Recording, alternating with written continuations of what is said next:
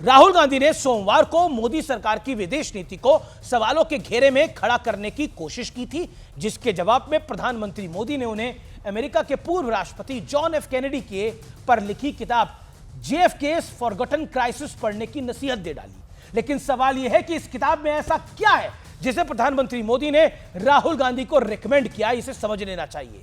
आज मैं आपको इसी किताब के कुछ पेज डिकोड करके बताऊंगा। इस किताब में कैनेडी के भारत दौरे का जिक्र किया गया है। किताब में लिखा गया है कि कैनेडी की पत्नी के लिए एम्बेसी ने एक विला किराए पर लिया था, लेकिन पंडित नेहरू ने आग्रह किया कि उन्हें प्रधानमंत्री निवास के गेस्ट सूट में रहने दिया जाए। यह वही सूट था जिसमें एडविना माउंटबेटन रहा करती थी। एडविना भारत की आजादी के बाद भी अक्सर भारत आया करती थी।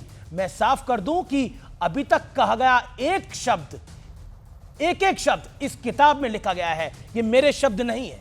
इस किताब में एक और बातचीत का जिक्र भी किया गया है और यह बातचीत जॉन एफ कैनेडी और भारत में तत्कालीन अमेरिकी राजदूत के बीच हो रही है। इस बातचीत में कैनेडी कह रहे हैं कि यह उनका अब तक का सबसे खराब बुरा विदेशी दौरा है। कैनेडी ने यह भी कहा कि उन्हें ऐसा महसूस हुआ कि पंडित नेहरू उनसे बातचीत करने की बजाय उनकी पत्नी के साथ बातचीत में ज्यादा इंटरेस्टेड थे।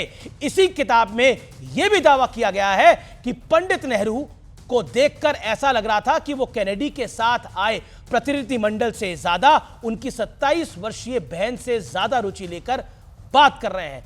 मैं एक बार फिर साफ कर दूं कि इनमें से एक भी शब्द मेरे नहीं है।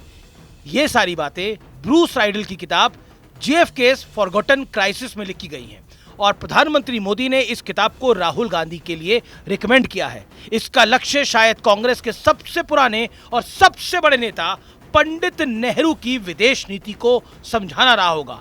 वैसे जो बातें इस किताब में लिखी गई हैं, अगर वो सच है तो राहुल गांधी को इस पर अपने विचार देश के सामने अवश्य रखने चाहिए।